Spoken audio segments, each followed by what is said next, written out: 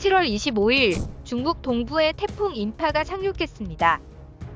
상하이 주변 일대를 강타한 태풍 인파는 태평양 고기압의 복합적인 영향으로 이미 지난주 허난에 치명적인 홍수를 일으키게 만든 강력한 비를 발생시킨 원인이 되었습니다. 중국 전역에서 일어난 홍수는 정저우 지역만이 아닌 중국 동북부 지역에 큰 피해를 발생시켰으며 이번 홍수로 인해 내이멍구 지역에서는 최소 2개 이상의 댐이 파괴되었고 그로 인해 큰 피해가 발생하였습니다. 이제 본격적으로 6호 태풍 인파가 중국 동부에 상륙하여 상하이와 항저우를 포함한 주요 도시들을 오가는 항공편을 중단시켰으며 닝보시와 주변 지역의 열차마저 중단되었습니다. 당초 예상을 넘어서는 강력한 풍속과 강우량으로 곳곳에서 큰 피해가 발생하고 있습니다. 중국 정부는 여전히 언론 통제로 큰 피해를 축소하여 발표하고 있습니다. 중국 공안 당국이 현장의 영상들을 통제하고 있으나 통제되는 와중에도 현지인들이 직접 촬영한 영상들이 해외로 유출되고 있습니다.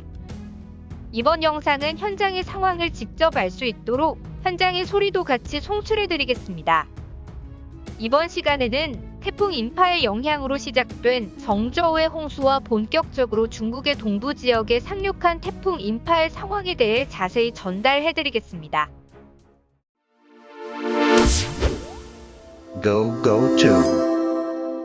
현재 중국은 말 그대로 아비규환의 상태입니다. 6호 태풍 인파의 영향력은 그야말로 막강합니다.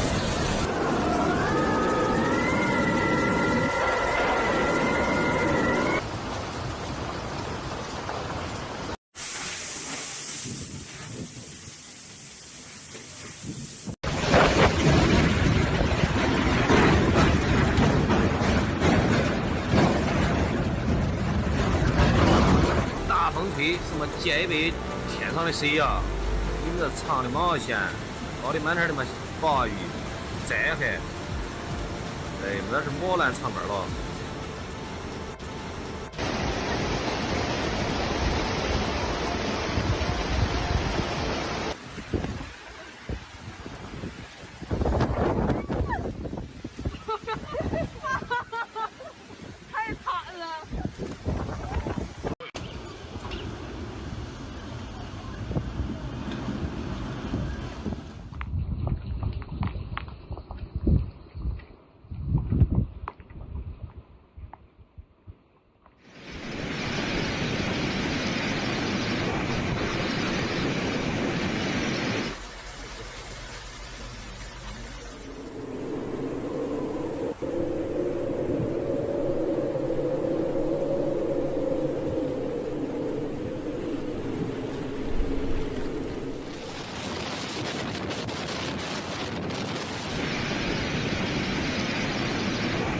我头一次见这么大阵势，你看看，哎呦，太危险了！你看看，全是刮的，这是哪位上神要渡劫呀？ 태평양 고기압의 복합적인 영향으로 발생한 인파는 중국 대륙 곳곳에 폭우를 동반한 홍수를 만들어내고 있습니다. 지난 20일부터 계속되어 정저우시를 물속에 가라앉게 만든 폭우도 태풍 인파의 영향인 것으로 확인되고 있습니다.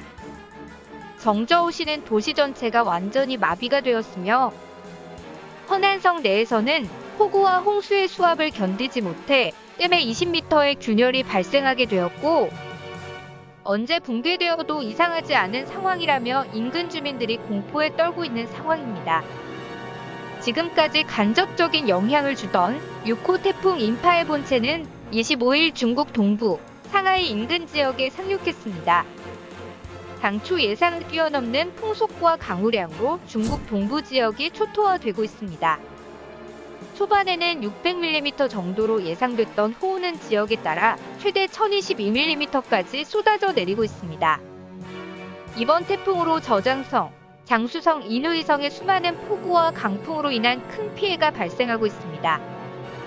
컨테이너가 무너지고 사람이 서 있지도 못할 정도의 강풍이 불고 있으며 항공편은 전부 운행이 중지되었으며 저장성의 모든 고속열차 운행이 중지되었습니다. 저장성 지역 곳곳에는 수많은 침수 피해가 발생하고 있습니다. 강력한 태풍은 중국 동부 해안을 강타했으며 상하이와 저장성이 가장 큰 피해를 입었습니다. 상하이 당국은 30만 명 이상의 사람들을 대피시켰습니다. 지하철 노선과 고속열차의 운행이 중단되고 일부 지역에서는 전력 공급이 끊어졌고 와이탄 제방도 막혔습니다. 지방 당국은 사람들에게 외출을 삼가거나 강이나 바다로 가지 말고 집에 머물 것을 요청하고 있습니다. 상하이 공항과 항저우 공항도 모든 항공편을 취소했습니다.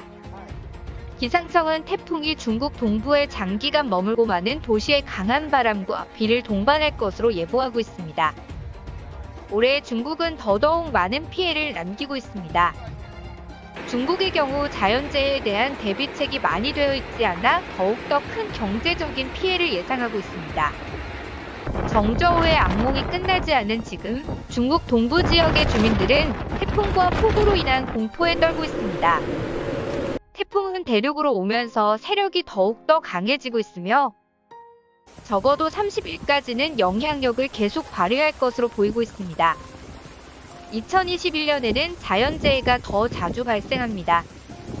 전 세계 많은 국가에서 지구온난화와 기후변화의 징후를 보이고 있습니다. 중국의 무수한 탄소 배출은 지구의 온난화를 더욱더 가속시킨 주범이기도 합니다. 아직 2021년이 어떻게 끝날지 알 수 없는 상황에 직면했습니다. 중국에서는 올해 역대급으로 불리는 각종 재해가 쉬지 않고 발생하고 있습니다. 중국의 홍수 피해는 중국 전역에서 발생하고 있으며 네이멍구 자치구에서는 폭우로 넌장강에 위치한 저수지의 댐이 붕괴되었습니다. 용안시 및 싱화처 수지에서 흘러나온 물줄기는 22개의 다리를 파괴하고 15km가 넘는 고속도로를 침수시켰으며 수천 헥타르의 들판이 늪으로 변했습니다. 이번 홍수는 현재 중국 전 지역에서 발생하는 장기간의 집중호우로 인해 발생했습니다. 네이멍구에 긴급 구조대는 해당 지역에서 2만 명에 가까운 사람들을 대피시켰습니다. 몇 개의 댐이 더 위험한 상태이며 이 중 2개는 언제든지 붕괴될 수 있습니다. 이번 홍수에 대해 중국 언론은 인명피해가 없다고 밝혔지만 현재 실제 피해량을 감추고 있는 중국 정부의 발표를 믿을 수 없는 상황이기 때문에 얼마나 큰 피해가 발생했는지는 정확히 알 수가 없습니다. 현재 중국 정부는 전체적인 피해 규모를 축소시키고 있습니다. 중국 당국은 현재 눈앞에 직면한 태풍과 홍수 이외에도 또 다른 큰 걱정거리가 눈앞에 놓여 있습니다. 홍수로 인한 1차적 피해 이외에도 이로 인한 전염병의 발생이 2차 피해로 크게 올 수 있기 때문에 중국 당국은 크게 골치가 아픈 상황입니다. 이번 홍수에는 수많은 축사도 피해를 입었는데요. 홍수로 인해 아프리카 돼지열병이 다시 퍼질 가능성이 높아져 중국 당국의 고민은 한두 개가 아닌 상황입니다. 중국에서 가장 중요한 식재료인 돼지의 경우는 우리가 생각하는 것 이상으로 중국인들에게는 목숨과 견줄 정도로 가장 중요한 식재료입니다. 이번 수해로 가장 큰 피해를 입은 지역인 정저우가 속해 있는 허난성은 중국에서 두 번째로 돼지를 많이 생산하는 돼지 생산지로서 오염된 물에 접촉한 돼지들이 감염되었을 우려가 큰 상황입니다. 컨설팅 전문업체인 브릭 농업 그루베린 구호파 애널리스트는 돼지열병은 돼지의 혈액과 대변, 조직 등에서 발견될 수 있는 만큼 홍수는 이 같은 위험을 키운다고 설명하고 있으며 건강한 돼지라도 오염된 사료와 물의 접촉만으로 감염될 수 있어 돼지열병의 위험성을 설명했는데요.